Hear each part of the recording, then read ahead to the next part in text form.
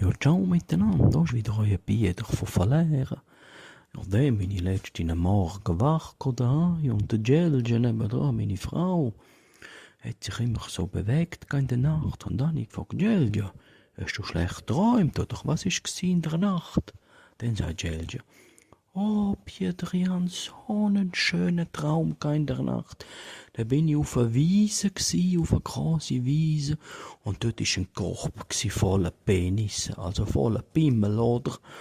Und dann zuoberst oben war ein riesiger, schöner Pimmel, und das war deiner. Und da hatte ich Freude gehabt. Und dann habe ich gesagt, du Gelja, ich hatte auch so einen Traum letzte Nacht. Dann bin ich auf einer Waldlichtung gegangen, oder? Und dann hat's dort, mitten auf der Wiese, einen Korb gehabt, voller wunderschöne Vagina. Und dann sagt Gelja, ja, ja. Und meine oben, das war meine, die schönste. Ich habe gesagt, nein, deine war der Korb.